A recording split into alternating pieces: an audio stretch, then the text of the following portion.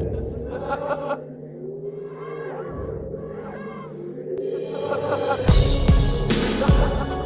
right, what is up, everybody? Welcome to 2017. This is Uncovering Unexplained Mysteries for Wednesday, January 4th, 2017. You all right, guys? Did you make it? Mike, are you okay? Did you make it? Yeah, I'm fine. I made it. Okay. Thank God. Thank God. I'm unlike Mariah Carey. I didn't really have any sort of disastrous New Year's Eve. Shit! Did you saw that? I saw that footage. Oh my God! That was I don't watch any of that stupid No, I don't either. But I just saw the footage later, and I was just like, yeah, that is really bad. Yeah, it became viral. I can see why. It's just one of the most awkward and strange musical performances I've seen since the Jessica Simpson. No, not the Jessica Ashley Simpson. Ashley Simpson thing on SNL. The thing about it is like it kind of let people into the dark, dirty world of pop singers. They sing to tracks, people. They lip sync a lot of. I mean, that's like 90%.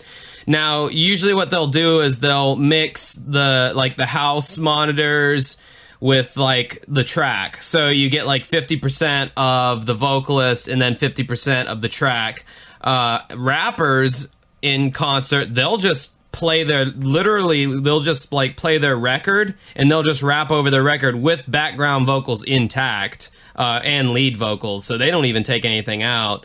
So, everyone, oh, she's lip syncing. Yeah, dumbass. Your favorite pop band, they're lip syncing too. So Mariah Carey's no different.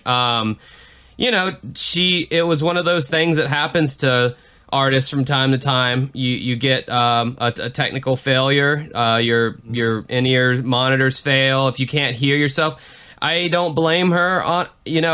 When I saw this video, I was like, man, that was bad. But really, like, if what they are saying is true, which I don't know why it wouldn't be, she's been performing for over 20 years. I don't know why she would have a reason to lie about poor performance. She didn't seem drunk or anything. She seemed annoyed. No. If you can't hear yourself as a pop star, you're not going to embarrass yourself and still try to sing the song if you literally cannot hear your voice in your head when you sing. Yeah, exactly. You're just gonna go quiet and be like, I would rather not try to plow through this performance and explain that there's a technical problem than embarrass myself. And because if you just completely, it's like being a deaf person and trying to like talk, like you don't know you don't know how it's gonna sound bad, So I feel for it. It sucks that it happened, but hopefully the rest of our year won't go like this. How was your New Year's, Mike? It was very uneventful. It was just staying at home and just, looking at stuff on the computer and just anything really eventful, really, to be honest. I did have my neighbors lighting off fireworks at 9 o'clock in the evening. I'm like, it's not New Year's yet. Like, at least wait till New Year's. And then my stepdad was like, what if they're from New York? It's New Year's over in New York. I'm like, I don't care. You're not in New York right now. You're on my time, bitch. Precisely. But with Mariah Carey, it's not as bad as we know she can sing. So it's not like Milli Vanilli. Right. Where that just completely just killed whatever career they had. And an iconic and devastating way, but it's definitely iconic though, because it's all like, girl, it's girl, it's girl, it's girl, it's girl, it's true. Anybody who doesn't know the history behind that, Milli Vanilli, this pop group in the 90s, they went out to go do a show one time, and I guess this was back when the MTV Music Awards or something. Like, it was a big performance, like, that everybody saw, if I remember correctly. And it was like such old school backtracking, like that they were using tape, I guess, and the tape jammed, and it just kept looping. Girl, it's girl, Which obviously now in the digital age that just wouldn't happen. No, but that had to be the worst nightmare for these Milli Vanilli guys. They know it was. I mean, living on borrowed time, because they're not really talented singers, and other people are doing the vocals, and they're just lip syncing and stuff. They were exposed. Yeah, totally. Yeah, my New Year's was also indeed uneventful. I spent it, as I said I was going to on the previous podcast, on the back patio of an Applebee's, playing music for literally one of the servers who was out there. Nice girl. She kept me company, and just one person. Yeah, and she was pissed too, because like she was ready to leave at like 9 o'clock, and then I roll up with my cart of shit, and she goes, "Oh no, you're not playing music tonight, are you?" And I go, "Hell yeah, I am. I'm getting paid. Like I'm scheduled to play. I'm not. Hell yeah, I'm playing music tonight." And she goes, "That means I have to stay." And after talking to her, I started feeling bad for her, because she was under the understanding that she was going to get cut at 9 because it was so dead. Yeah. And their district manager had already like told our entertainment company that, hey, they can't just send you guys home anymore like that. If we say that you're gonna show up and play music, then you show up and play music regardless of what they say. So because I had already been up to that location twice before, and they had sent me home because it's not very busy out tonight, and it's like, well, that's not my problem, and we're contracted to play music out here, so I don't care if there's nobody out here. This is what your district manager decided to do, so I wasted my gas driving up here, so I'm gonna set up and play music, damn it. So yeah, I packed up early and went to drive home, and I literally spent the moment that it turned midnight over in Florida here, which was 3 hours ahead from you. I was literally backing out of an Applebee's parking lot, playing Insane Clown Posse in my car, listening to them. I guess you're a fan of Icy Feet. I am a closeted juggalo, yes. I did not know that about you. Yeah, I haven't told many people, and now everyone's going to find out, and our subscriber base is going to drop immensely, but I do enjoy me. I am down with the clown, as they say. I'm not... I don't think anybody should... If that's the type of music you like, it's the type of music you like, as long as, I don't even view it as music. I view it as entertainment. It's the same. Yeah. It's the same thing as Weird Al. Although I do think Weird Al is a very talented musician. Magnets. How do those things work? Yeah, that was their kind of big thing that became a meme. But I mean, they're like horror rap. It's entertainment. It's it's tongue in cheek. Not they're wearing one where they come out and say, we're Christians. Sorry, we fooled you. Blah blah blah. Yeah, that divided the fan base. Oh, really? I didn't even hear about that. I just got into them recently, actually. I bought like 3 of their albums, and I've really enjoyed them. Actually, it's some weird way it's helped me through my breakup, because like just I don't know. Whatever helps. I mean, I'm not judging. Yeah. Yeah, so that's how I spent my New Year's. Definitely not as eventful as last New Year's, where my, at the time, girlfriend showed up and gave me a kiss right on New Year's, right when it turned 12. And I was at a yacht club. So it's like When Harry Met Sally, okay. Yeah, and I am definitely Woody Allen, so, with my anxiety and everything. That's a different... Oh, that's Annie Hall. That's what I'm thinking of, isn't it? Yeah, there. Yeah. Hey, I bungled a movie reference. What is that a surprise to anybody listening to this right now? I don't think it is. But no, this New Year's is gonna be good. My new health insurance already kicked in. I'm gonna go start seeing a therapist, which is something I've been wanting to do for a while now, because I got a bunch of. Trust me, I have a lot of experience, with kind of going into therapy and going to a psychologist, and it does help a lot. Yeah. I honestly think I would not be where I am today without my child psychologist, Dr. Conant Norville, who, really helped me a lot in a lot of ways when I was growing up. And even, later, if I had some sort of thing that I was dealing with, like before I went to college, it's like, oh man, I feel like I'm spinning my wheels. I'm not getting any jobs. This isn't working out. And, I was getting all distressed and, depressed and stuff, and he just knows how to communicate with me. He knows how, okay, I'm going to talk about these particular topics and these subjects, and I'm going to put a new spin on them, and I'm going to talk about them in a different way that you understand. And that's really what he does. That's how he gets me. Like, he knows how I think, and he knows how to, have a conversation with me. And if there's, other people might be talking to me and saying things, they might be saying a similar thing that he's going to say to me, but they don't say it in the same way. And when he says it in a certain way, it just clicks. And, I think a lot of people could benefit from that. Yeah. But the thing is, you have to want right. to get some, therapy, or you have to want to get like that extra boost or that extra help. I think a lot of people demonize psychology and psychologists.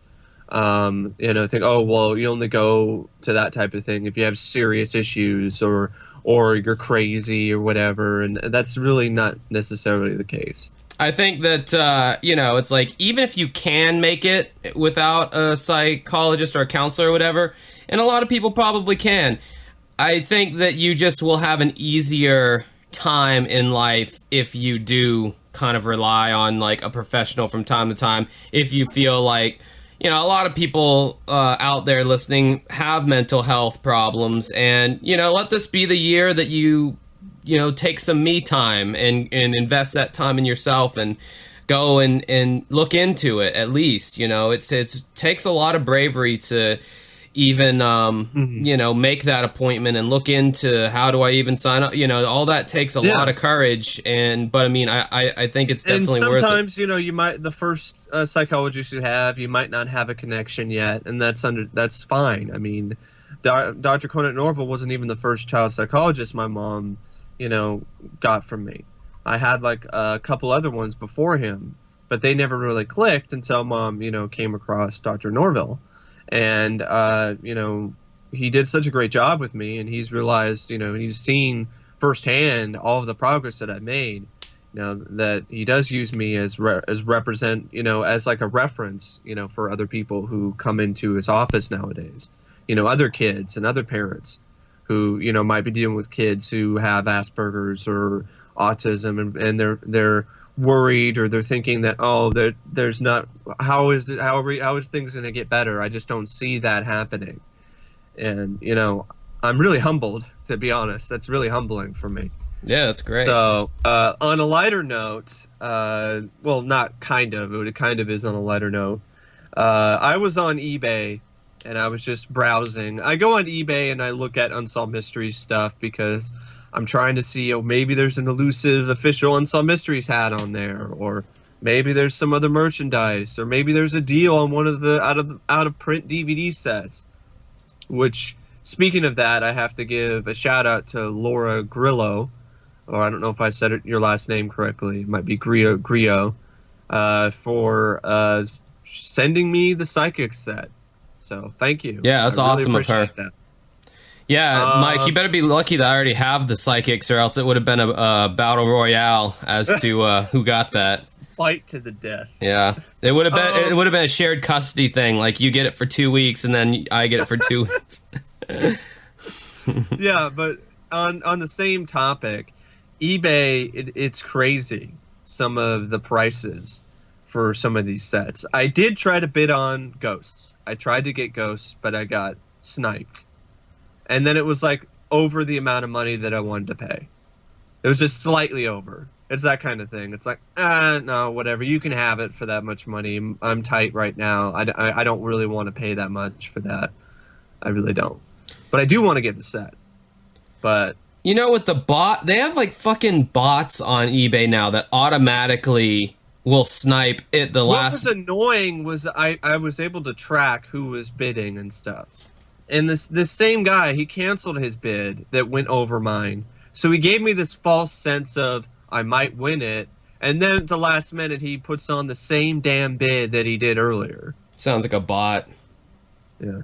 Yeah, it sucks because, back in the day, back in the good old days when I would actually fuck with the auctions, because the auctions used to be a good way to get a deal. Now it's nearly impossible to jump in there at the last minute. I used to be pretty good at sniping.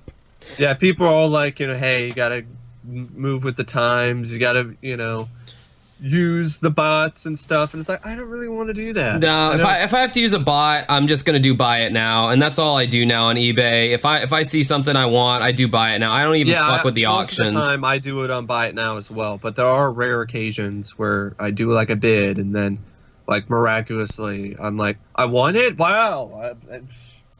Yeah, I mean, it sucks because like it's not fair, and that's the same thing. That's the same issue with the Nintendo Classic Edition that was coming out on all these like stores, websites. Anytime a NES Classic Edition would come up, a bot would automatically buy up scalpers. They would scalp it and they would hold it ransom, and that's exactly kind of what happened with what we're about to talk about. That Mike sent me a link to. That's happening too with Unsolved Mysteries DVDs and the box sets, is because I think there are people who just buy them and then resell them, and it's just frustrating because it's like I'm not going to resell it. I want the actual copy, but it's hard to know who's actually reselling or not until like if you see one that's sold and then you see like the cover art had like the similar scuff on it, or there's a similar sort of problem with it, and then you're like, that's the same thing that I lost out on. That's so frustrating. Yeah, so the Ultimate Collection that my ex-girlfriend bought me many, many, many moons ago for, I still don't know how much. I'm guessing it was, $50 to $100. That has shot up in value. That's no surprise to most of you who are listening to this, because I'm sure most of you have looked into getting the Ultimate Collection before. So Mike sends me this link, an eBay link, to a sealed Ultimate Collection from 2006, 25 disc set, $1,500. There's another one that's $1,419.99. Sealed? I think it might be, yeah, brand new. Now, my whole thing is like, okay, this came out in 2006 when they were still playing the originals on Lifetime. My whole thing is like, how did these people have the foresight back in 2006 to be like, I'm going to buy this sealed box set of this old show that at that point hadn't developed the fan community that it has now? How did they have the foresight to buy that and just let it sit on their shelf, this big ass box, sit on their shelf for like 10 years, and now they're putting it up on eBay for auction for $1,500? Like, how might not be one of those cases. It might be somebody bought out somebody's stock, and the box set was part of it, and then they knew how rare it was, and then like inflated it some ridiculous length. Nobody's paying that much for it. Period. It's not happening. There's one that's like brand new that you can get for $569.95 with free shipping. So, which is still just more than I would be willing to. Well, exactly. I know, but there's another one that has 23 hours left, and you can get it for $399.99. But it's a bid one. You got to bid on it. That would be like me. That would be like me buying, because they did this with like that show Friends. They released the ultimate like box set of like all the seasons of Friends or whatever. That would be me like buying that like whenever that was released, not opening it, and just hoping that it becomes rare. But it, obviously that never, that's not rare. The only ridiculousness with these sets. I mean, it's even the separate ones, except for UFOs for some reason. Like that one you can get for like cheap, like $14.99. Maybe that one was the most abundant. Maybe, but Ghosts, $59.99. Jeez. That's like $50.99. Somebody's selling like some it's like a set with UFOs and these really weird, like, I don't know why they did this, like volumes.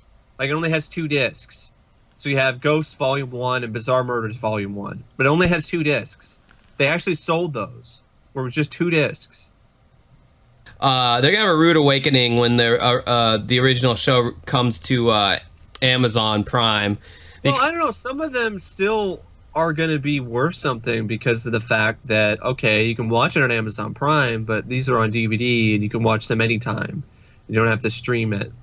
And yeah, that's true. But I think Unsolved Mysteries though will be a thing that'll stay on Prime for a while though. So I don't think this is going to be one of those instances like some other show like Friends or something. It's only going to be on there for a limited amount of time, and it's going to get taken off. Yeah, that's one thing I forgot about all these streaming sites is everything that's on there is temporary. I mean, even though stuff like not everything. Yeah, not everything. I mean, Family Guy's been on Netflix. There forever. are some things that are going to stay there, and I think Unsolved Mysteries, if it is, enough people do watch it, which I hope people do, and I don't see any reason why people wouldn't. I think it could stay on there because it's not like it's going to cost too much, and then I think it might stay on there too with added benefit that they are going to add updates to these cases, and so maybe, just maybe, people watching these cases again, maybe something might, bubble to the surface about some really old cold case. The first segment that we're going to talk about here, it was a fan request, if I'm not mistaken, the Circleville letters. That one was? I don't know if that one was or not. Interesting. I feel like it was. I feel like it was. I feel like that was. I saw that somewhere. I could be wrong. I mean, I don't remember that being a fan request, but it could be. Absolutely. It's one that I just saw recently, and I thought it was pretty interesting. I was like, like this is kind of creepy as well. I thought it was a really creepy one. Because I had this sort of like weird sort of thing going on, with the guy who was writing these letters. I mean, they showed the letters themselves too, which I thought was a pretty creepy thing. And that's why I ultimately want to talk about it. It's a pretty long segment, though.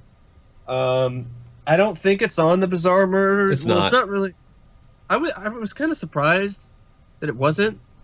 Maybe it's because it's not solved, so maybe they're like... But, I mean, it's Unsolved Mysteries. Dude, there's so many, but Unsolved Mysteries, by and large, had more unsolved murders than any other segment that they did. So, I mean, to question, why wasn't this one on Unsolved Murders? I mean, you could go on for days with murder segments that, why wasn't this on there? Why wasn't that on there? Like, there's just so many ones that they could have done. They could have done 12 discs of Bizarre Murders, instead of just the 4 discs. But like the UFO one, for instance, the 4 disc set, I feel like they got them all on there that needed to be on there. Like, I feel like there's no other UFO one they could have added. But as far as a murder one goes, same with Strange Legends too, to a certain extent. I really don't feel like I feel like they got all the prime Strange Legends. Except for La Chupacabras could have been on there. I think that would have been interesting, but it was a short one, so I guess I see why it wasn't on there. But this one, I like this one because it involved letters. It involved somebody, kind of being like stalkery out in the distance. Where is this guy or girl? This unknown person. It was an unknown thing, like who's writing these letters, and then there's this sort of like possible, innocent person who's convicted of this crime. Yeah, an innocent man was sent to jail, as far as I'm concerned. And then you have the whole murder aspect to it too. So go into the whole. So in 1976, actually before this even, before they even talk about the case, it was actually a really cool way to open the segment where Robert Stack is talking to the audience, and he's talking about the Circleville writer, and he's talking about that the offices at Unsolved Mysteries actually got a letter from this Circleville writer. And how often does that ever happen when there's like a direct connection with the case, with the show, like, somebody who is, the killer or whoever is actually sending evidence to the offices of the show.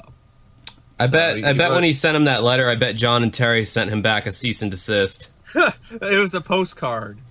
And after the show was broadcast, so the letter that they got, the postcard that they got, it read in part, "Forget Circleville, Ohio. If you come to Ohio, you El Sickos will pay." It's signed, the Circleville writer.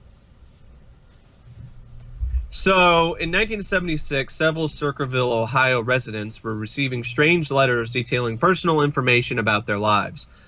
Bus driver Mary Gillespie was accused of a supposedly non-existent affair with a school official. The writer then turned violent and carried out the murder of Mary's husband, Ron Gillespie. That's their assumption. They're thinking the writer is the one that killed her husband. On August 19th, 1977, although police claim that he died in an accident, it doesn't really seem like an accident. The evidence doesn't really support that. And Mary was harassed along her bus route, and she later found a booby trap designed to kill her, which I thought was pretty crazy. Like, that was the one, like, she goes and stops, sees this booby trap that has like a letter, like a message on it that, you know, says this kind of thing, you know. It said the name of her daughter. It said whatever her name was, Trisha or something. Trisha Gillespie sucks is what it said. It was like this cardboard. It was kind of funny though, you know. Trisha sucks. Yeah, again like, with their PG. Butthead Yeah, their PG insults. Butthead wrote this warning or this message, some shit. Trisha sucks. But yeah, it was like this cardboard kind of like sign, and she went to remove the sign, and when she did, she saw that there was like a post behind the sign, and there was like this little black box on the back of this post, and she took the post inside of her bus, which I wouldn't have done. And she opens the box up and she sees there's a pistol inside, and she then learns that it was a crude booby trap that was meant to shoot her. Basically, it was supposed to be like when she pulled the sign off or whatever, it was going to pull the trigger of the gun, it was going to shoot her, but it ended up not working. And then earlier, the letter that she received, it said, I know where you live. I've been observing your house, and I know that you have children. This is no joke. Please take it serious. Like the guy who read the letter in the segment, it put chills down my spine. Yeah, I liked the guy they had reading that, the narrator. It wasn't Robert Stack. It was some other guy. He's had some deep baritone like voice, and yeah, it was good. It was good stuff. And then they showed the letter itself while he was reading it, and it's just the handwriting alone was pretty creepy to me too. Like, it was really weird. It almost seems like a font on your computer that you could choose. A creepy sicko letter writer font. It wasn't like a scribbled crazy, and it was like this very nice and neat, like italicized, but it was like all handwritten. Caps. Yeah, all caps. So, you know, there was a lot of creepy stuff with that, and the whole sort of thing where the bus driver lady, she kept getting the letters, but she didn't say anything about it to her husband, and then her husband got one, and he's like, "What is this?" And she's like, "Oh, it's just this letter thing. I don't know what's going on with this." Yeah, that's another thing. Yeah, because so the wife is getting these letters in the mail from this unknown guy saying, "I know that you're having this affair with the school, the principal of the school, and you need to cut it out."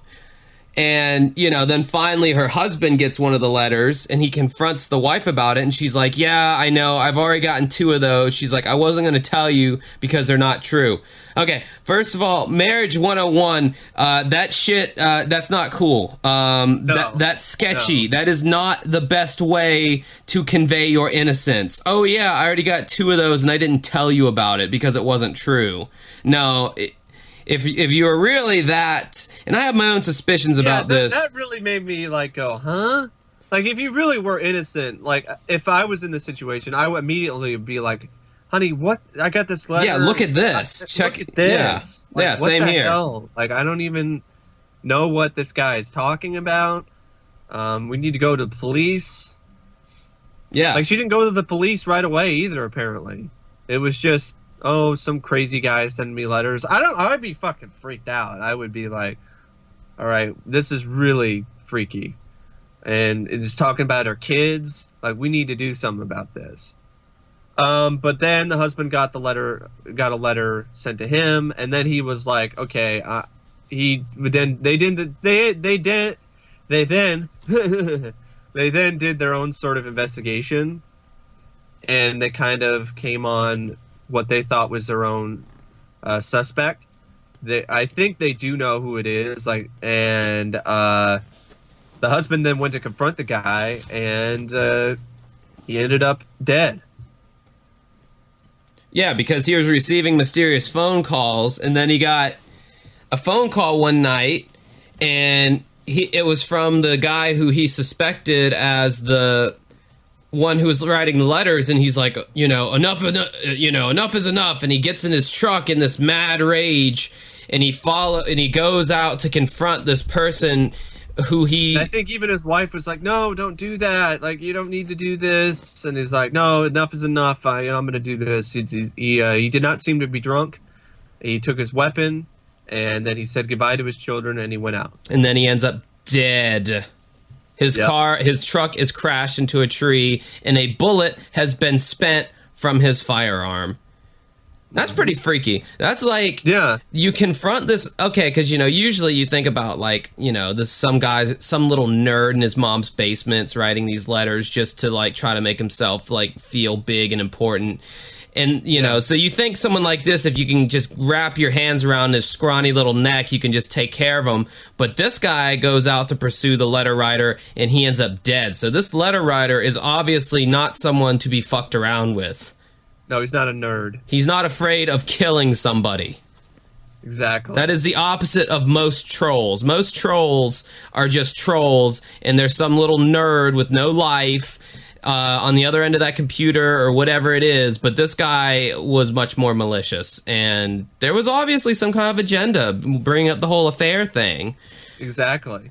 So, apparently, within a short distance at an intersection that he knew very well, he lost control of his vehicle. He hit a tree, and he was killed. Somewhere in between leaving the house and hitting that tree, his gun had fired one shot, and there was never any explanation for when or how, at whom that gun could have been fired. And then they did a test on his blood, and they found out that Ron had 0.16% alcohol in his blood, which would, in Ohio, be 1.5 times the legal limit. So, and most people I've talked to said that he was not a heavy drinker and were surprised by that kind of finding. Was that one of those things like they just added it after the fact? Like, can you do that? Can you, like, put alcohol in somebody's system after they're dead? Like, I don't know if you can even do that. No. The guy, because if you were dead, your body wouldn't metabolize the alcohol anyway, because you'd be dead. It would. I mean, even if you did pour it down the dude's stomach, it would just remain in the stomach. It wouldn't do anything from there. Yeah, you'd have to be alive. I don't buy. I think he was definitely drunk. Yeah, he was drinking. He did not seem to be drunk. Well, the journalist Martin Yant is saying that, and I'm like, yeah, there's a lot of people who are drunk that don't seem that they're drunk. Oh, yeah, absolutely. I mean, there are alcoholics that I know who drink from the minute that they get up till the time that they go to bed, and you'd never know they were drunk or drinking unless you saw them with a beer in their hand. I mean, they even mask the... so, I mean, yeah, that's BS, That's... And then later, the affair was actually confirmed. That's where I come in with my own theories and skepticisms, because... Okay, they say, oh, well, she didn't start having the affair until after the dude's death. Bull fucking shit. Bullshit, she didn't start having the affair until after the husband's death. It's just... Okay. If you're getting accused of having an affair in these letters, you've made your husband well aware of it. It's like, okay, this is so random, this is so sketchy. You get your husband to believe that it didn't happen. Okay, fine. And let's just say for shits and giggles that it didn't happen. Then he dies. And then you just randomly, you happen to get with the very man that all this was about, the principal of the school, the very person who these letters were about. You just happen, superintendent, there you go. You happen to get together with this guy. No, sorry, no. Yeah, it's too convenient. It's way too convenient. They were doing shit beforehand, and someone knew about it. Maybe they should have looked into the superintendent's side, like his family, his friends, or maybe a teacher a jealous teacher. Maybe it could have been anybody on his side, but they didn't look into any of that, according to the segment. No, they didn't. Instead, they went and looked at Paul Freshour, who was the brother-in-law, Mary's brother-in-law. And he actually had helped them investigate and try to find the suspect that they thought was the one that was writing the letters. And so, like, this case just gets juicier and juicier and more interesting, and there's always different twists and stuff in it. Like, when I first saw this, I was just like, this is, like, really good, because it's not your typical sort of mystery case where, okay, you know, there's only one element to it. There's multiple different elements. There's the whole, like, I know where you live, and I know you're having an affair, and the letters were going to other people too. It wasn't just to this woman, apparently, as well. Other people in the town had gotten these letters as well. Because it seems like this guy is trying to destroy this woman's reputation. So the guy who ends up becoming the scapegoat, the brother-in-law, so what, I mean, I'm guessing he's married to the sister of Yeah, I think so, maybe. Okay, so let's say he's married to Mary, is that so her name? what happened might be Mary Gillespie? Mary. So when she looked closer, Mary realized that it was crude. I don't think she's married to Mary. Mary's the one that's getting these letters. Yeah, I'm saying Mary's sister is who he would be married to. Okay. So then she finds the booby trap. She realizes that it was a gun. There was a gun in there. And then investigators discovered that someone had tried to rub the serial number off the weapon. But when lab tests were able to read it accurately, the case took an incredible turn. The gun belonged to her brother-in-law, Paul Freshour. And he had just split up with his wife, Ron Gillespie's sister, Ron's sister. Okay, so it's not Mary's sister. All right. Paul denied any involvement, though. He said, I admitted the gun was mine, but I hadn't seen it in a long time. I had no reason to check up on it or anything, and I don't know when it had come up as missing. I really don't know what happened to it, and I told them that, and that's the truth. And that's how it was. So then the police, Sheriff Dwight Radcliffe, he asked Paul to take a handwriting test, and Paul agreed. And here's where it got really weird, because this is not a proper handwriting analysis. The sheriff pretty much told him to recreate as closely as he could the handwriting of the Circleville letter writer. That's not appropriate handwriting analysis. If you're trying to get the proper handwriting, you just have somebody just write the letter.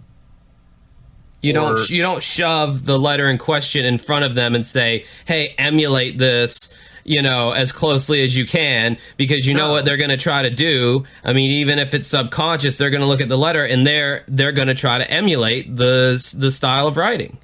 Because that's what the police asked him to do, and he thought he was just helping clear a family member or something. That's what he said. He didn't actually think they were looking at him, like thinking he was a suspect, which was kind of naive on his part. But I guess he thought he was. I don't blame him though. Yeah, he thought he was so innocent. How am I gonna get accused of this? Yeah, so he's like, okay, whatever you guys want me to do, but really, he was. They were, using really crude. They were collecting evidence against him. Yeah. The sheriff then searched Paul's garage. He turned all the evidence he gathered over to the courts, and then Paul was charged with attempted murder, which shocked him very much. Well, yeah, rightfully so. He called in the prosecutor, and he told the prosecutor that it was my writing on the booby trap, and that I was under arrest for attempted murder and placed on a $50,000 cash bond. So then on October 24th, 1983, Paul went on trial for the attempted murder of his sister-in-law, Mary. And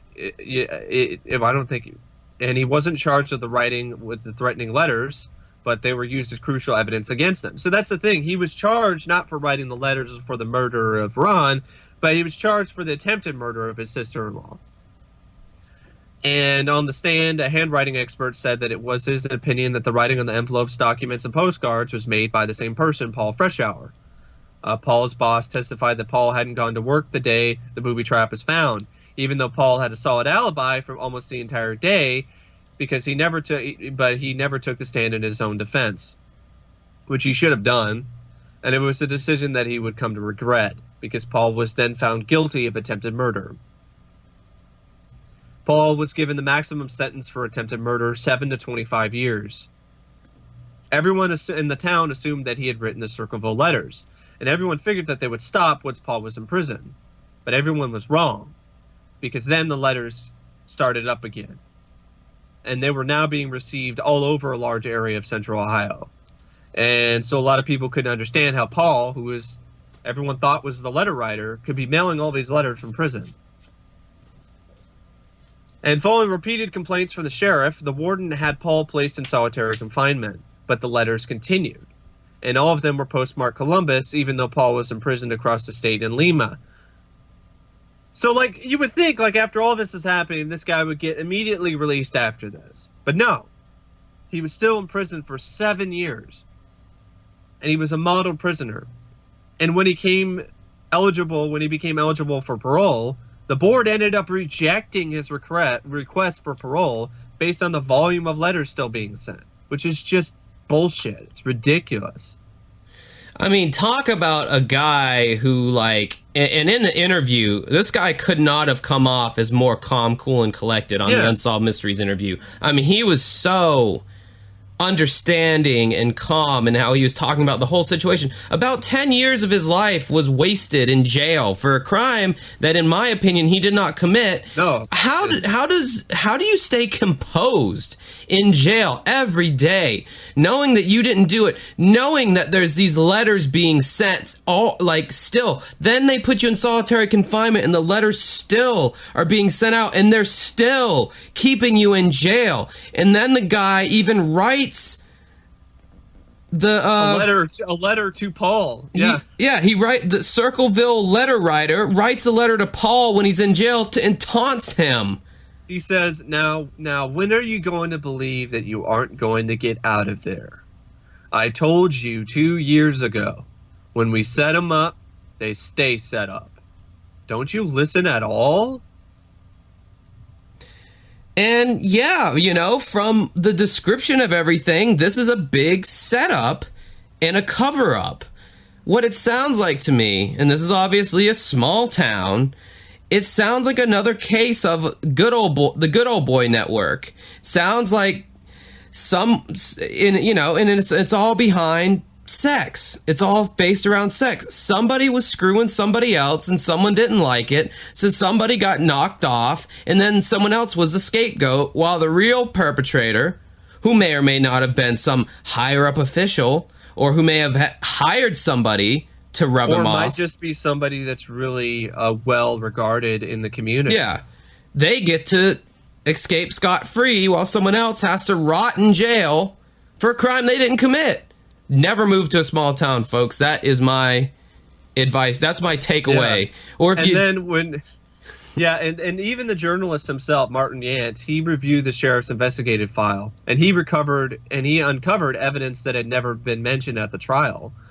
Mary told the sheriff that one of the other bus drivers told her that she had been driving that same road about 20 minutes before Mary had found the booby trap at exactly that same site. And when she went by that very same intersection, there was a yellow El Camino parked there. There was a large man with sandy hair that was standing there. And when he saw her come, he turned around and acted like he was going to the bathroom or something. But seemed also to be avoiding any kind of identification. The description of the individual does not fit Paul Freshour at all, and Paul had a very solid alibi at the time. There was no attempt at all to follow up on that lead.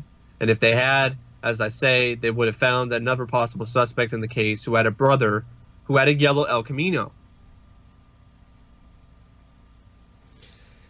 Yeah, so yeah, Josh, I think you nailed it there. Good Old Boy Network. I mean, because seriously, I mean, if they really wanted to truthfully find exactly who did this, then they would not have tried to set up Paul. They would have looked into these other leads. It's like the Paul cases did eventually get granted parole after serving 10 years, though. 10 fucking years of your life gone. And he got parole, meaning, hey, we still think you did wrong, but we're letting you out.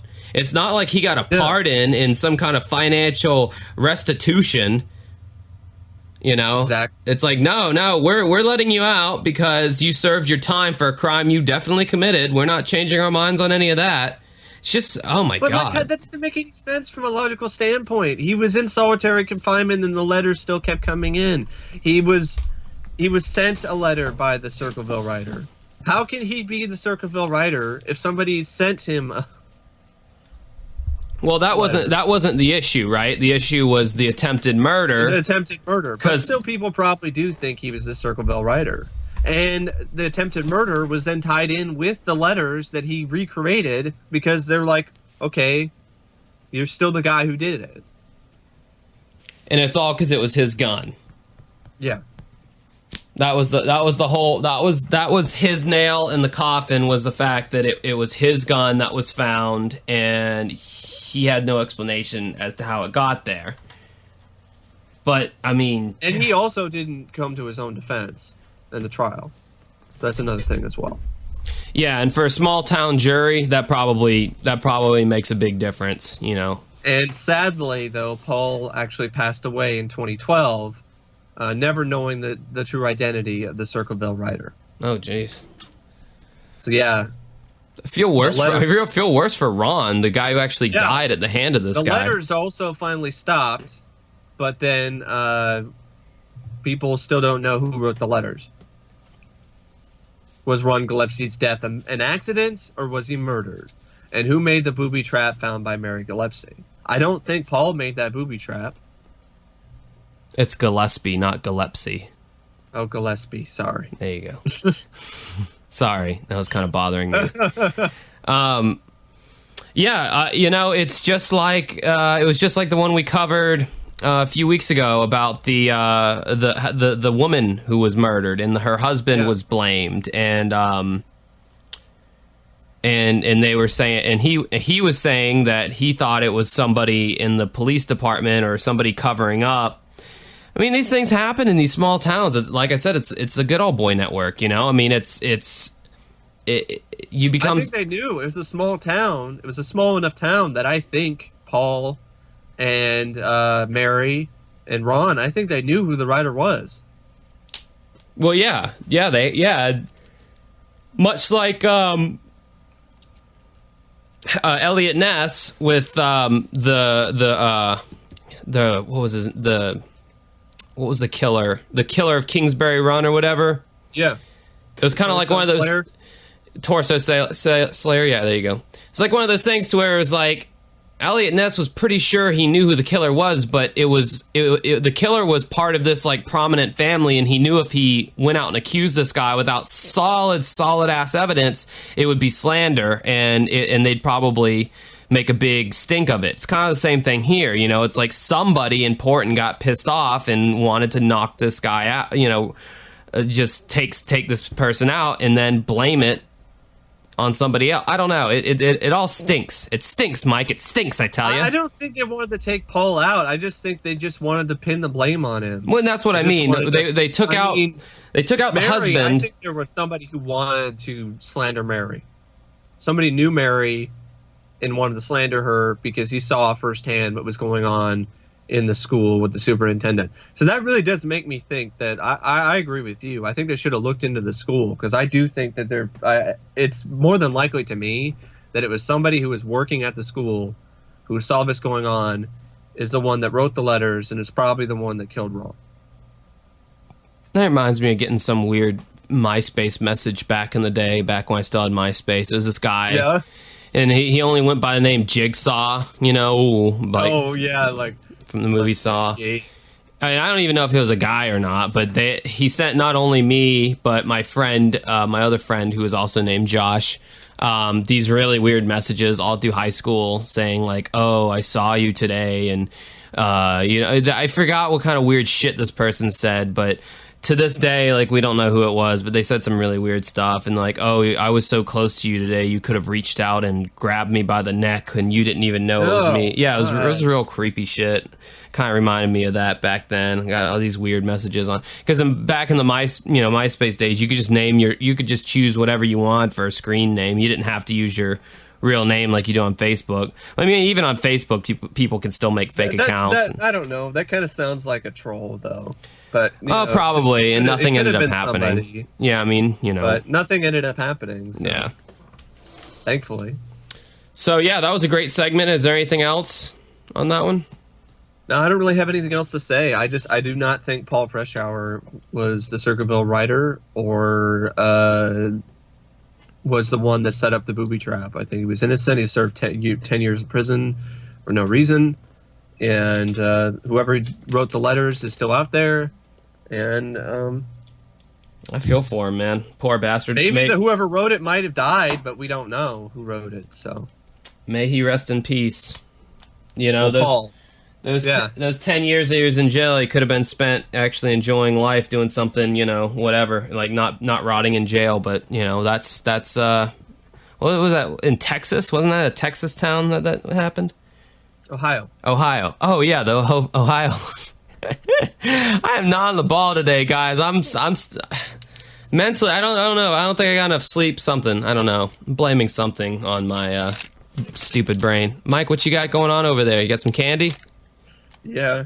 Oh, you little fat boy over there eating during the podcast, not even using your cough button. We don't got a technical cough button, but I don't have a cough button, so there's a mute button on here. I don't know if it works or not. All right, so the next segment we're going to talk about is, well, actually, now that I think about it, Mike picked out all these segments this week, and I just agreed with all the ones that he picked. I was like, yeah, totally. Like, I mean, I was like, okay, I can go along with all those. So one he picked out was literally one that I remember from my childhood that probably fucked with me worse than a lot of these. And it's weird because this is not scary per se. It's more psychological, and that's what it sticks with me too. I picked this one because this would be very, very bad, unsettling, and hard to deal with if you were experiencing this. And this is something that like made me paranoid as a kid, because I mean I already have OCD, so this is kind of something. So why don't I just get to what I'm talking about so I don't have to keep prefacing everything. So this segment's called Mystery Hum. This was on, I believe this was on the Ghosts, which is weird, believe it or not. Yeah, this was on the Ghosts box There's set. nothing ghost related about this. No, this should have been like at first I would have been like maybe UFOs, but strange legends probably. Yeah, more. Definitely not a miracle. Opposite of a miracle. It's a nightmare. So this segment starts out with Robert Stack in a recording studio, and he's standing by a big-ass mixing console. And there's this low drone sound being played in the background as he's giving his monologue. He says, "Imagine being plagued by an annoying hum that plagues you day and night." Well, he doesn't use the word plague twice, but apparently that's how I wrote it down in my notes. "Thousands of people throughout the world have reported just such a phenomenon, and it's driving them to distraction." So then it starts interviewing various people who are kind of describing their particular humming sound that they're hearing in their head. And they all kind of describe it slightly different, but for the most part, it's the same. It basically... Like driving to distraction was a weird word, weird series of words to use. Because I'm like, well, isn't it really distraction? Or is it... I was like destruction, or like, it's pretty destructive for their lives because, they could distract themselves from it, but it's always there. Well, distracting as in like kind of every moment of their life, they're not really able to focus. They're not really be in the moment. They have to focus on this bullshit. Well, they also can't distract themselves from whatever it is that they're hearing. So it's kind of a... Yeah, true. Yeah. The main consensus of this hum is that it's like a diesel truck idling in the distance is what it's said to most closely resemble by most of the people who are interviewed. So, you can imagine a low rumble. In fact, I might even do a little bit of production for this podcast. I might even put an example of this sound in here as we're talking, so you can That's not copyrighted, so... No, I'll make the sound. I can at least do that. It's yeah. So... Hal, man, these names are so hard for me to write down whenever he's talking about them because I can never catch them. It's Hal Rulianon moved from Detroit to Michigan's northern peninsula to escape the hustle and bustle of suburban living. But instead of peace and tranquility, he soon found himself tormented by the hum. It started out as a minor annoyance when Hal was studying for an entrance exam. Quoting Hal now, he said, "I noticed that a few times before I was studying, but thinking it was a motor and it wouldn't bother me that much. But then I noticed it affected how I could focus and concentrate, so I was able to ignore it for maybe the first month or two. But then when I got closer to the entrance exam, I noticed it was affecting how I took in information and how I was able to concentrate. It got to where I couldn't tolerate it anymore, and I had to know what it was. When I first went out looking for it, I checked all the places you would expect to hear a hum. I checked the sewage pumping stations, the airport, the ventilation systems on top of Michigan Tech University, any place that would generate a sound. Finally, I found myself driving like 100 miles a night in one direction just looking for this hum, the source of this hum. No matter where I went, the intensity was always the same."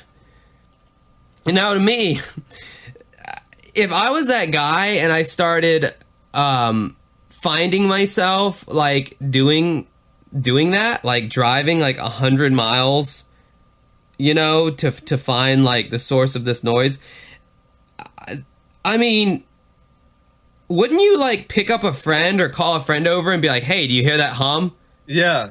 Oh, you don't? Yeah. Okay, so it's just me then, obviously. Yeah. I mean, crazy. Like, yeah, why? Cool. Thank you. The first thing I do when I hear a weird noise is I ask if someone else hears it. You know, I mean, I think that's what most people do whenever they hear. Well, like, I do that too. I mean, like, my ears are really sensitive. I have a musical ear, and even with other sounds and things like that, I can hear songs and like busy restaurants in the background, and my parents are like, "I don't hear that. What are you talking about? You can hear that?" And I'm like, "Yeah." Yeah, same here. Everyone always says that my family always accuses me of being deaf, and I don't know why, because I actually have a really great sense of hearing. That they don't. I don't think they like, it gets so bad sometimes, or if there's a sound that something is making in the back seat or in the back of the SUV, like I cannot stand it. And we were driving to my grandmother's for Thanksgiving, and we brought like this roaster oven thing, and it wasn't packed properly, so the metal sort of grate thing was like jiggling around and clanging around in the back seat. It was going clanging metal, metal on metal. It was just rattling around, driving me nuts. And so I'm talking to my parents. I'm like, do you hear that? Like, that's like, how can you deal with that? And they're like, well, it's not very long. We're not driving for too long. I mean, just deal with it. And I'm like, you can't hear it as loud as I do. It's right behind my head. Yeah, it seems like they're all looking at me like, oh, well, come on. That's not that big of a deal. And then eventually when we stopped at a drive-thru, I was like, fuck it. I'm just going to figure it out myself. And I buckled my seatbelt, went back there and took the dang thing out and set it on the side somewhere. Dude, that reminds me, and like this is why this like segment always bothered me, because it reminded me of a time when I worked in the Orange Park. Well, like, no one knows what the Orange Park Mall is except for people who live in Jacksonville. Anyway, I worked at the food court in the mall here in Jacksonville, and well, technically Orange Park, which is different than Jacksonville. Who cares? It's unneeded detail. I worked in the mall, and in the mall, they had these TV screens up mounted on the ceiling in the food court. Now, they play, like, music videos and shit like that, but back when I worked there, almost 10 years ago at this point, all they did was run these, like, PowerPoint presentation-style advertisements. That's all it was just advertisements. Some of these advertisements would have a music component to it. And one of the ads had like this really generic 80s hair metal sounding where I was like, Dan, it had like this guitar solo. I was like, like at the very end of it. Yeah. But it was like this like mind fuck, because like working 6 and 7 hours in the mall, and these ads, yeah, and these ads were on like a 20-minute cycle. So like I would hear that same little end riff because it was like high up on the guitar, so like the notes penetrated through the white noise of the mall. That's bad. So that's all I would hear. Every 20 minutes I would hear this, and then it got to where like I got home that night and I was in the shower and I heard the last few notes of that guitar like it was clear as day while I was in the shower. Audio hallucinate. Yeah, auditory hallucination. Auditory hallucination. And it freaked me the fuck out because I was like, whoa. And I'm thinking that it was like because of the white noise of the shower, I think, like it allowed my mind more room to play tricks on me. But then that started affecting me. Like I started hearing that shit whenever there'd be a lot of noise. I would my mind would like project that stupid those few notes. I would start hearing that in like different situations. It was weird, dude. It was really weird. Totally bogus. Yeah, and so like that's just, you know, one of the main reasons I need to see a therapist. But anyway, so this is why this but I mean, really, I mean that is your brain probably does play tricks on you like that if you hear something repeatedly over and over again. It's like if you played nothing but some Nintendo game that has the same music looped over and over and over again. If you play that long enough and that's all you play for like weeks on end and hours on end, that's going to get stuck in your head. Yeah. So that's why this segment... this segment, and I had seen this segment before that personal like situation had even happened to me, but I think this could affect anyone, really. I think this is a pretty unsettling, unnerving thing to happen to anyone, because then I started like listening, like at night. I started listening whenever I'd go to bed. I'd start trying to listen just more intently than what I normally would. I'd start trying to listen for any low rumbles or anything, because I'm such a hypochondriac. I was like, well, this is going to happen to me now, obviously, you know, if it happened to these guys, it's going to happen to me, because that's just how... watch documentaries about sleep paralysis then. Yeah, no, I'd probably think that could happen to me too. And I would like literally, I would start getting like, I would start like hearing these low rumbles and shit at night, like after watching this segment. And you know, we have a train yard a few miles away from my house. 9 times out of 10, it's a distant rumble of a train, or it's something. You know, I don't suffer from this. If I stand in a completely quiet room, I don't hear anything except for very slight tinnitus from all the years of loud music, but it's very slight. I don't hear any fucking rumbles or anything, but I was such a paranoid little kid, you know, that I just, you know. So anyway, back to the story. They eventually fly Hal into L.A. to visit Dr. Gene Flaum, a leading hearing specialist. Now, they did find out that Hal was suffering from a slight hearing loss, but nothing specific to explain the bizarre hum. Flaum says, as a result of the tests, they can't definitively say what is causing the hum, but they can say that perhaps his body is affected in some way to where he perceives sounds in the atmosphere different than most people. So they're basically saying that it's on you, buddy. It's in your own. It's like physiological, maybe psychological even. And then they cut to Hal, who says, "I'm certain that I'm feeling something from an outside source." He goes, "I'm a yoga teacher. I'm a massage therapist." Sounds like he says a rolfer. I don't know. Acupuncture. I don't even know what the hell that is. I don't either. It sounds like that's what he says, though. He goes, I'm a yoga teacher, massage therapist, a rolfer. I practice acupuncture. He goes, I'm very aware of the sounds my body makes, and I'm certain my body isn't making this sound.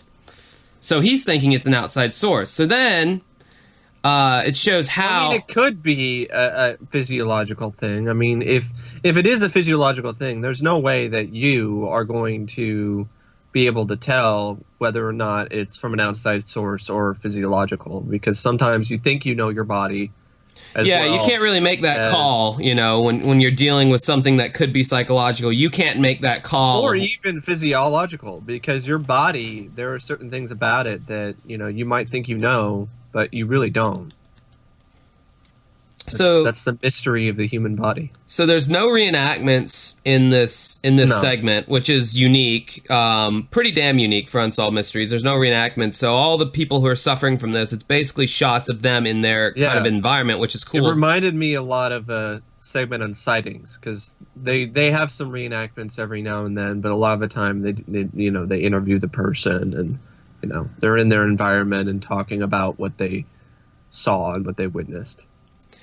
Yeah, so they show Hal driving in his car at this point, and he said, many people have suggested that I'm picking up electric fields from the power grid. So what I'd like to do is go underground so he's going into this abandoned copper mine because he wants to get below the power grid. So maybe he thinks that would stop the hum. So they actually show a camera crew go down into this tunnel with him. And granted, this is not a reenactment. He's actually doing it. He's got a hard hat on and everything. That was really cool. Yeah, and so he gets to the, pretty deep into the tunnel, and they say, so what do you hear? And he goes, it's still there. He goes, in fact, it's more intense. He says it's more penetrating down here than it is on the surface. Maybe it's something from the Earth. Well, we'll get into what they think it is in a second. Then they cut to a woman, Sarah Allen, who's been hearing the hum for 3 years. She made a recording of what the hum sounds like. And maybe this would be a good part to insert the hum sound. She goes, she turns it up really loud so you really get a good sense of what it sounds like. And then she turns it all the way down, and then she slowly eases the volume up to where you can just hear it. And she goes, that's how it is all the time. Whenever it's quiet, I have to share my space with this. And it's not comfortable. It would be like having to hear my stupid heater every time it turns on. It's really loud, and you might hear it. I hope not, but it having to hear that all the time would be really irritating. Yeah. So since 1989, dozens of residents in Sarah's town have also claimed to have heard the hum. It was Sarah's knowledge of electronics that allowed her to recreate the noise so non-sufferers would know what it's like. Then her same tape was played for another sufferer, Winona Whittet. Winona Whittet of New Mexico. She claims that it's very close to what she hears. And for Winona, 5 years of constant humming has completely disrupted her life. Winona is on disability leave from her job at the National Park Service. Winona takes comfort in the fact that she's not alone. Now, that was probably one of the bigger parts that disturbed me as a kid. I thought, holy crap, this chick is so tormented by the sound that she's devastate your life. Yeah, that she's on disability. She can't even work. So what does she do? Just sit around all day and just suffer, Like, oh man, I'm just like tragic. Dude. It is. Yeah, it's like tinnitus, what I was mentioned earlier, that's a ringing in your ears. That's an actual thing that does. Yeah. That's a medical thing. You listen to music with this hum and not hear the hum I'm sure. Hear the hum. Yeah, I'm sure it would drown it out. Music. I'm sure. You. That's probably what they'd have to do. They'd probably have to walk around all day with noise, and not, being able to really have peace and quiet completely. I'm sure it would have psychological effects on you over time. I'm sure you'd get to the point to where you're just like, shut it off! Yeah. Drive you nuts. In no fewer than 10 countries in 5 different continents, people have been hearing a low-frequency hum sound, most often described as a truck laboring up a hill. These people belong to a network of people dedicated to finding the cause of the hum. They call themselves hearers. And then they show Hal again, and he's saying, we're not protesting anything. We don't have some agenda, but this noise is driving us nuts, and now we have the tools we need to exchange information. Whether the U.S. is involved militarily, or I should say whenever the U.S. is involved militarily somewhere, the noise tends to get worse. That's what they all kind of say. They all kind of agree on that, these people who are experiencing this. The hearers... It's a conspiracy theory type thing. The military is experimenting on sound frequency waves and their effects on individuals.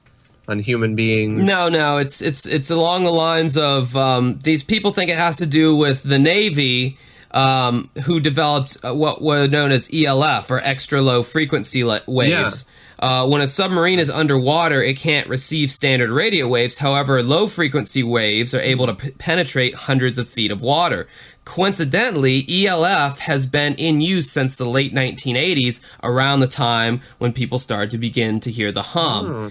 Sarah Allen claims to have her theories backed up by many high-level military personnel, people who have basically confirmed, yes, that is, in fact, that would be the case, causing this noise or whatever. She's even saying she's got sources that she can't name, yada, yada, yada, who knows. Recently, a team of scientists was commissioned to find the source of the hum. They traveled to Taos, or whatever. I don't know why they went there. They never mentioned... I've seen some actual episodes of other shows, and I've read stuff about that place where the hum is heard. Oh, really? Yeah. Oh, okay. So, well, thank you for elaborating on that, because they sure as shit don't elaborate on that in the segment. I don't know why they didn't. They didn't. They just said scientists travel to Taos or whatever, and they don't say why. And I was just like, okay, well. I think Sightings had like the Taos mystery hum or something of a segment, if I remember correctly. So I could be wrong, but I know that name sounds familiar in relation to hum. Mystery hum sounds. So they brought some of the most sophisticated sound and radiation sensing equipment available. In the end, the scientists were unable to find anything definitive to explain the hum. But they said in a statement, it is a bona fide scientific mystery that deserves more research. And then it cuts back to Hal, who says, and this is actually a really kind of and there's no music or anything, it just cuts back to Hal and he goes, I'm hearing the hum right now. We have days where it oscillates on different sides, and today it's oscillating on the right side of my body. I can't believe that you can't hear it. And then it cuts to Robert Stack, and he goes, what is the source of the mystery hum? Could it be ELF, or is it possible that more than 1,000 people around the world are imagining the same thing? It is interesting to note that there is an ELF transmitting station 80 miles from Hal's house in Michigan. However, there is not a known station within 1,500 miles of Taos. Yep.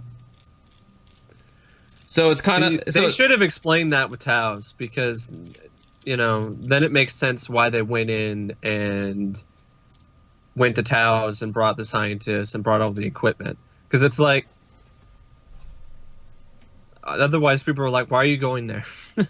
Yeah, they don't explain any of that shit. No, why did you go to the place where Hal was hearing the sounds? Yeah, I think it's like an ELF thing, or it could be a natural sort of something that the Earth is creating that these people are attuned to. Or it could be, these people are attuned to ELF frequencies. Like their body, it can hear this stuff and can experience it, but not everyone else can. Well, my whole thing is like... That's a power that sucks. Oh, great, I got a superhuman ability to hear this annoying fucking sound all the time. Well, yeah, like there's like there's radio frequencies that surround us all the time right now. I mean, all around us there's radio frequencies going on that we can't pick up. Having to hear your cell phone frequency and your internet frequency. Imagine hearing that all the time. So that's the one thing that people don't think about, like with superhearing, with like some of the superheroes. That's why I like I think it was like a Superman movie or something where they kind of showed what it was like to be able to hear everything everywhere. It's very disorientated. It'd be extremely disorientated. My whole thing is like the whole question of whether it's an outside source, like an outside noise, or in his head. I mean, couldn't you solve that pretty easily by like covering your ears or putting on earmuffs and being like, okay, I don't hear anything, and then taking if it's in my head, then I'd hear it if I had. Yeah, you would think so. Because that's pretty definitive right there. I mean, Bose has some pretty high end silencer, noise canceling. Yeah, noise canceling earmuffs. I mean, you could get your answer pretty. I mean, even if the hum deadened or lessened a bit when you put the headphones on, then it's pretty definitive at that point that, oh, this is obviously an outside noise. If you put the headphones on and the noise is the same exact volume, it's in my head. It's in my head. But then it still wouldn't, even knowing, okay, I'm not crazy, it's not in my head, but I'm still hearing it, and I don't know exactly where it comes from, and I don't know how to stop it. Yeah, that would be awful. And it's a very distressing thing. I mean, and also you got to think about the physical and psychological effects of that type of thing. I mean, I've read things about certain types of frequencies at certain levels create certain emotions and create certain sort of feelings with human beings. Just certain sound frequencies. Makes sense.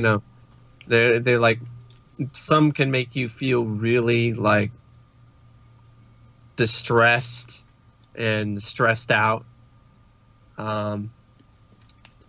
Speaking of sound frequencies, and this is probably the last thing I'll talk about. I was talking to a guy who's working in the military when I was working at JCPenney over in Oklahoma City. And he told me this story that I thought was really just crazy. And he was talking about how the military was working on, when he was there, they were working on some experimental sound wave sort of generator kind of weapon that used sound frequencies to disorientate the enemy, and then, all other kinds of stuff. So they'd use low and high frequency sound.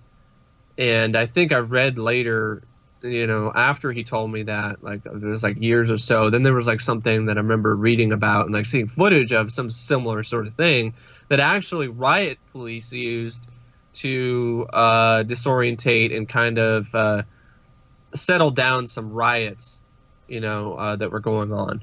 So I'm just like, this is just, sound, you don't think about that kind of thing. You're just like, oh, sound is sound, a sound comes through my headphones, I listen to music, when I watch a movie, we got sound and surround sound.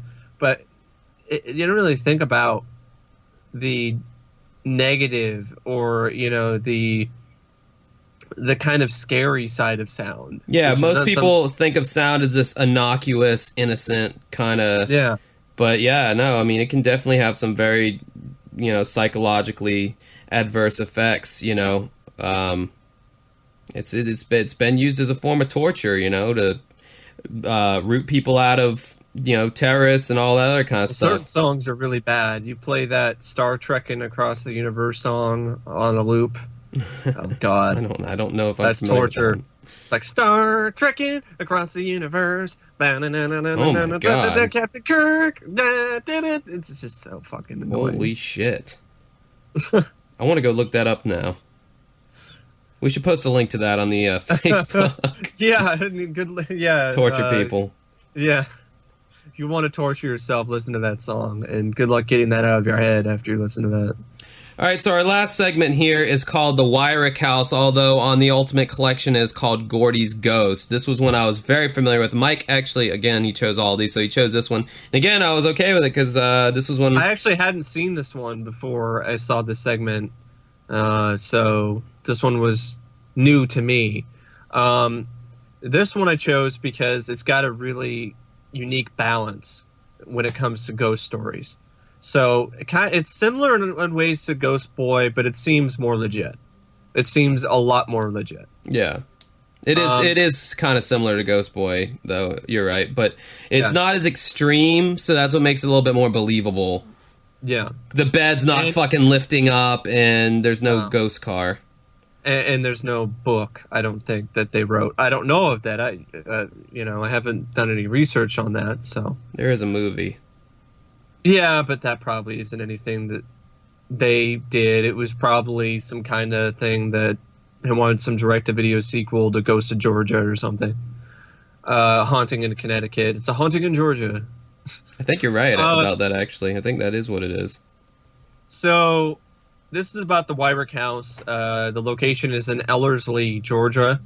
And it starts out, you have Heidi Wyrick, who is a gifted psychic with the ability to see and communicate with the spirits of the dead. Apparently, since she was 8 years old, she has been able to see ghosts. It began in February 1989 after her parents, Andrew and Lisa Wyrick, moved to Ellerslie when she started seeing the friendly elderly apparition of a man named Gordy, who played with her on the property. The way they did the reenactment, I know it's supposed to be like not scary, but it was scary to me. You know, you got the weird sort of, blurry, kind of glowy filter on it, and you got this old man who's pale looking, and he's got like a bandage on his hand, like he's missing a hand. You're just waiting for him to jump out at you and go, ah, Yeah, exactly. I've seen so many horror films that this just it just I don't know, it just triggered those kind of feelings and those kinds of memories. But this nice old man playing with her. Lisa thought this figment was an invisible friend, but eventually Heidi encountered another spirit named Con. Now, no relation to Ricardo Montalban. Con! Who appeared at the front door in a t-shirt with blood all over it. And when she told her mother, she thought someone was trying to kidnap her. Understandably so.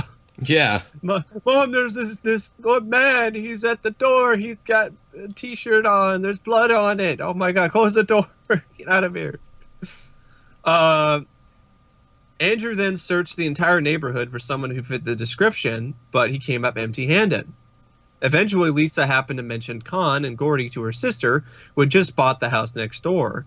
As it turned out, a man named James S. Gordy was its former owner. It had once belonged to Catherine Ledford's family, and Lisa got in touch with her. She verified that James died in 1974. James owned a real estate company in Columbus, and for many years he was a Sunday school superintendent at Ellison Methodist Church. Although she had no photographs of him, she corroborated Heidi's description of him having gray hair and wearing a suit, tie, and shiny black shoes. Heidi began looking through these pictures, and miraculously she picked out Catherine's Uncle Lon, Con Bachelor. He died in 1957 of cancer, but he had lost his hand in a cotton gin before he was 20 years old and in Ellerslie, just as she had seen him. I find that interesting that the older ghost has the same injury, like as if it had just happened. Yeah. Like it's all bandaged up, and I thought that was an interesting sort of thing. And for the next 4 years, she continued to encounter the benevolent spirits of James Gordy and Lon Bachelor, both of whom had long been dead. In 1993, Lisa became pregnant, and then things started to turn to the worse, to the terrifying, because an evil spirit then came to visit. Lisa's quoted here. She says, Heidi had never been scared of anything. She had never been scared of Con. She'd never been scared of Mr. Gordy. But when she saw the dark figure in her hallway, she was hysterical. And yeah, a lot of these dark spirits tend to be like formless, just like a shadow man. It's a shadowy figure. And a lot of them, I don't know what I saw, but this is pretty creepy. And I'm not going to forget this, because this is a very... this is when I was living in Oklahoma with my dad, and my dad's stepbrother was there, and my dad's stepbrother, Tony, I think he's got a lot of mental issues. I think he's bipolar.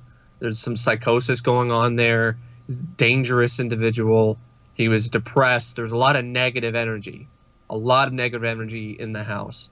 And I remember one night I was sleeping on the couch, and I was just having a hard time sleeping, and then I just tossing and turning, and then I would look up. I just did not feel right, and then like I felt like something was watching me, and then I pop up out of bed, and then I turn around, and I could have sworn I saw some kind of shadowy thing, and then like that just freaked me out, and then like I don't even think I slept that night. It was just like I'm going to stay up and watch TV or something, because this is just really, really, really freaky. And I wasn't the only one, because my dad and my stepmom said they also saw stuff like that as well in the house. So later we actually got a priest, a pastor, to come in and bless the house later. Really? So, you actually went through with that? Yep. Oh wow, that's crazy. I figured you would have told that story, or at this point, because that's pretty interesting. Surprised you saved that for so long. I mentioned it. I thought I mentioned it briefly when we talked about the first ghost case. Because part of me saying I talked about this before, but maybe I didn't. Because I part of me saying I might have talked about it when we talked about the Tallman house, but I could be wrong. I don't know. Whenever you start talking, I put on headphones and start listening to music. So you may have said something about it. You ass. But anyway, so yeah, this dark evil spirit thing, maybe I could say I have experience with that. They tend to latch on to negative energy, which makes sense. You know what? They always use claws too. Like that's a theme that we can honestly say from covering all these unsolved mystery segments. Claws are like a theme. They always claw you. It's always claw marks that are left. So, demons have claws apparently, or whatever these entities are. They have claws, and because literally, there's like 4 segments that come to mind right now where they are claw marks are left. Yeah, and that's what happens here. It's pretty consistent. So this evil spirit was just so freaky and scary for everybody that even Linda and Andrew discussed moving. But the likelihood of Heidi seeing spirits elsewhere came up because they thought about that. Like, well, if we move, this thing will just follow her. That's kind of a weird train of thought to automatically jump to for logical thinking adults. Well, if we move, this thing... Maybe they saw Poltergeist too many times. They saw Poltergeist 2, where the other side, where it's like the beast kept following Carol Ann. It didn't matter where they moved, where they went. Yeah, but I don't know. Just like to me, as like logical adults, and of course they're real Southern, and I'm not knocking them for that or anything because I feel like I've given Southerners a bad rep in this podcast. But she's like, well, we thought if we moved, it would just follow us wherever we went, and I'm like, why?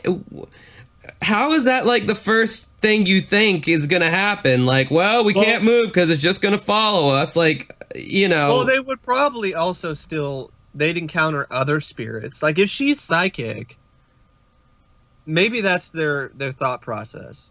Our daughter is psychic. She has this connection with the spirit world. This connection is not limited to just good, nice spirits. So wherever we go, if there's some kind of evil spirit that's around in the vicinity, then she's going to be somewhat connected to it. She's going to, see it, and there's going to be a presence that she's going to feel. So, if you believe the spirit world, there's good and there's evil, and there's probably an equal amount of both. They were just incredibly accepting of the fact that she saw these things, I guess, because most parents are pretty skeptical for a good while, but they kind of seem like they kind of. Well, the way that she described was able to look at pictures she's never seen before of these old men that she's seeing. That would kind of make me go like, wow, like. I don't know. Yeah, and she's describing describing detail of these people that there's no way she could have known, and she's searching through these photo albums and she's able to pick out these very particular, old men and go, oh, that's the guy I see, and it's like, well, how do you explain that? That is freaky as hell. Yeah, I don't know how to explain it. And the neighbor's like, oh, that's my uncle who died in 1957 of cancer. And it's like, geez. So then she's the an baby X-Man. Sister, Jordan, was born on February 3rd, 1994. And then 2 weeks later, Lisa noticed deep gashes going down Heidi's face. Like, that is really scary. Andrew then just assumed she had inadvertently scratched herself during the night. I don't know about that. Well, that's what you would have to assume as a parent who doesn't want to assume that a demon is clawing your face. Exactly. Well, don't worry, honey. That's just the demon. That's just Satan. He hates you. I don't know. Perhaps Satan? But 2 nights later, he too woke up, Andrew, with a searing pain from 3 claw marks going around his side. It was believed the scratches were being caused by the dark entity that Heidi saw. Like, that just... It just really... That reminds me of the infamous sightings case, the Heartland Ghost. Man, you are bursting at the seams to talk about sightings, I can tell. We need to talk about the Heartland Ghost sometime. I will get to sightings, I promise you. There's a YouTube channel, folks. Paranormal something. Paranormal Mysteries, maybe that's what it's called. There's a YouTube channel. If you just type in sightings, you just see the videos. I already like the show. This guy is posting like tons of episodes, full episodes on YouTube. So yeah, I already like the show just based on the fact that I haven't ran into any legal trouble with sightings yet. You know, I mentioned their name and I don't get slapped with anything. So they're already off to a better start with me. No, but that case deals a lot with an entity that's leaving claw marks and stuff. So, and that's one of the first cases I remember seeing that, you know, introduced that to me. And I never really thought of that before with hauntings and you know, ghost stories. And when I first saw that on sightings, I was just like, it just made my blood curdle. I was just like, ugh. Ooh. This is really serious. Peggy? All right, it was so Heidi is now a young woman because she's grown up now, and she no longer lives in the old family home. She reports that she has not seen Mr. Gordy for years, but however, she continues to see the mysterious dark figure as well as other numerous spirits. The sightings are also so frequent that she now takes them in stride. Oh, so you were able to find kind of an update on her? Yeah. Oh, that's awesome. Yeah, because I tried to like look her up on Facebook and I wasn't able to find her. Like I was thinking that I'd be able to like I've done that. They also had William Roll. Oh, the famous William Roll, the go-to, the Unsolved Mysteries man, that guy was on every ghost segment and paranormal and psychic segment Unsolved Mysteries ever did. That was like their bread and butter boy right there, William Roll. Like that guy was also sightings too, so it was like everybody's, you know, go-to guy. He reminded me of Mr. Feeney from Boy Meets World, kind of. Yeah. Sightings is more, they went with William Roll at first, and then they went with Peter James was the one that I think that's his name, that they went with, psychic Peter James. So William Roll, he investigated the Wyrick house at their request, and one of the first things he accomplished was to have Heidi identify Mr. Gordy's picture from a photo lineup. She was able to correctly identify him, and having spoken to Heidi and her parents, I'm even more convinced that what we are dealing with as genuine parapsychological experiences. And he then continues with this statement, is that then the question comes up, why are these things happening to this little girl? So this case is also featured on the show A Haunting on the Discovery Channel, and it was also the basis for the movie A Haunting in Georgia. The case is unsolved because it's unexplained, and no explanation has ever been made for Heidi's visions. But sadly, Andrew Wyrick, her father, passed away in 2012. Damn! 5 years old. How old was he? 45. Yeah, I was gonna say, that guy looked young in that segment. I wonder what he died from. That guy looked like really young in that segment. Like, I remember thinking that. I remember thinking like, damn, like how like, I mean, you know, he looked like he was probably in his late 20s or early 30s in the segment at least. Like, what the fuck? That sucks. Sucks for her. Yeah, it does. Jeez. So yeah, that was I remember thinking that was a pretty good ghost segment. It made it onto the Ghost DVD under the name Gordy's Ghost. I thought it was pretty good. When the ghosts actually started attacking and doing stuff like that, I thought it kind of ramped up the interesting level a little more, because before that you're just dealing with a little kid going, and the ghost is my friend, and and that stuff never really does anything for me, because like the sound of a little like kid's voices kind of, it's like nails on a chalkboard. It gives you flashbacks to the Storm in Hell scene. Yes, it does. Yes. PTSD flashbacks. So. Exactly. Jesus loves me, my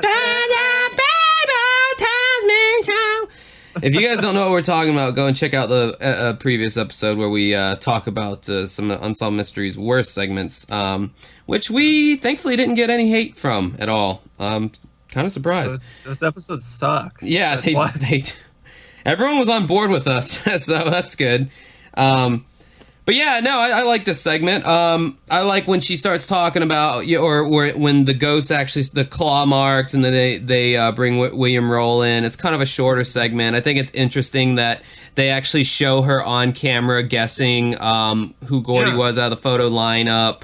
So there is some authenticity to it.